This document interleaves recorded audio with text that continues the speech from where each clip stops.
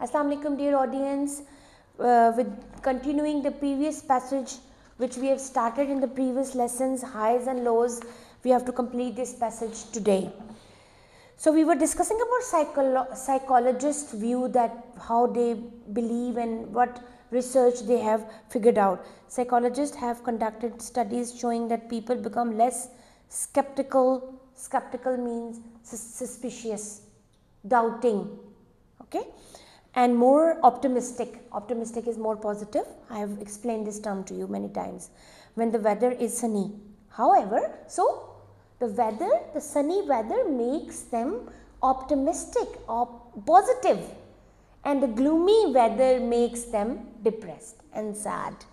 However, this apparently does not just depend on the temperature. An American psychologist studied customers in a temperature controlled restaurant. They gave bigger tips when the sun was shining and smaller tips when it wasn't, even though the temperature in the restaurant was the same. So it directly does not depend on the temperature at the moment or in that environment or in that surrounding. It's the overall thing. In a restaurant where the temperature is normal, people give different, more or less tips based on the winter and the hot summer weather. So it apparently depend on the bigger thing. So many other factors. So they say a link between weather and mood is made believable by the evidence for the connection between behavior and the length of the daylight hours. This is turn might involve the level of hormone called melatonin. So this is in fact a hormone which is released in our body, produced in the pineal gland in the brain. The amount of the melatonin falls with greater exposure to daylight. So it increases with the daylight. Research shows that melatonin plays an important part in the seasonal behavior of certain animals. For example, food consumption of stags. Stags are Barasinga Jota, stag is that. Increases during the winter, reaching a peak in February, March. It falls again to a low point in May, then rises to a peak in September, before dropping to another minimum in November. These changes seem to be triggered by varying melatonin levels.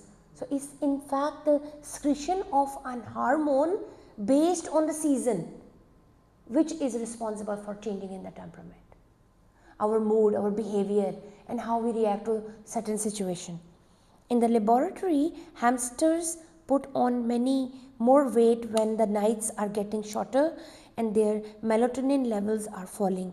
On the other hand, if they are given injections of melatonin, but if you are taking, for example, supplements, if you are taking some medicines, you drink beverages which increases the supply of melatonin, then your got energy more high, they will stop eating altogether. It seems that time cues provided by the changing length of the day and night triggered change in the animal behavior.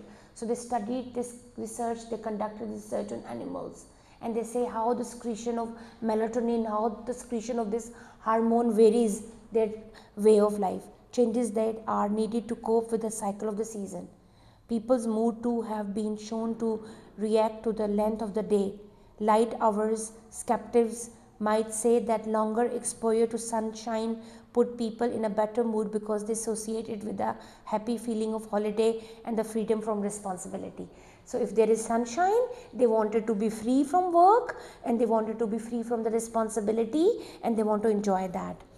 However, the belief that rain and murky weather make people more unhappy is born out of a study in Belgium which showed that a telephone counseling service gets more telephone calls from people with suicidal feeling when it rains.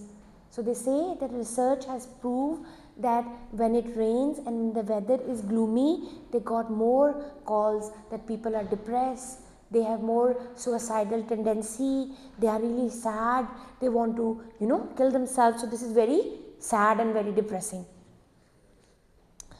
So what we have understood so far, we have understood that how hormones and weather and seasons are interrelated, how cold and hot weather affect the moods and the temperaments and the behavior of the people, and there are different researches. So now come to the final paragraph. When there is a thunderstorm brewing, some people complain of the air being heavy and of feeling irritable. So some people say thunderstorm makes them irritable, makes them worry, moody and on edge. They may be reacting to the fact that the air can become slightly positively charged when large thunder clouds are generating the intense electrically field, because there is electric current going on, so they are charged and there is more worries around. The level of serotonin, a chemical involved in sending signals to the nervous system that there is some danger. So because of lightning, because of thunder, because of the waves, the mechanical waves, they send the rays to the brain that there is some danger, and this kind of chemical is serotonin is secreted, which tells the nervous system that there is danger. High level of serotonin in certain areas of the nervous system make people more active and reactive and possibly more aggressive. When certain winds are blowing, such as the Mistral in southern France and the Föhn in southern Germany, mood can be affected. So when there are different type of waves that are flowing, it changes as well. It may be significant that the concentration of positively charged particles is greater than normal in these winds. In the United Kingdom, 400,000 ionizers are sold every year. These small machines raise the number of negative ions in the air. So there are many factors which spread the negative ions. And you must have noticed that when there is a lot of negativity somewhere, maybe in a house, in an organization where people talk bad about each other, there are negative rays and there is more irritability. The people get irritated soon. But if there is calm, as in our religion, we go pray to Allah, we feel positive vibes and they are coming. More people claim they feel better in negatively charged air. So sometimes they feel more energized. So the questions are 26 to 28 here. Choose the appropriate letter A to D and write them in the boxes. There are multiple choice questions.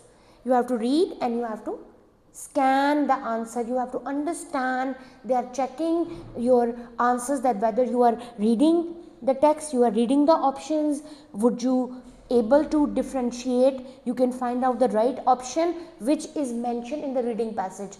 It's not depend on your own likes and dislikes and what you believe. The comprehension answer has to be from the passage, from the writer.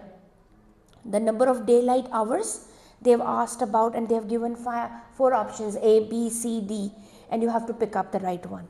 Question number 29 to 34. Do the following statement agree with the information in the reading passage 3?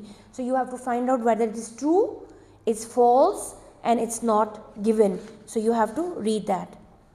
In question number 35 to 37, according to the text, which 3 of the following conditions have been scientifically proven to have a psychological effect on human? Which conditions are there to prove that? In question number 38 to 40, complete each of the following statement and give the right ending. So the complexity of the asking the questions are going to increase, and for the reading they are checking your skimming, scanning, inferring and analyzing skill, and they are finding out that whether you have understood it completely and you are able to answer these questions in the right way.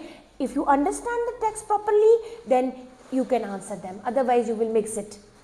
So for that you need a lot of practice. So for more information you can join us for online classes or visit us at 7 Broadway, Paragon City. Thank you so very much.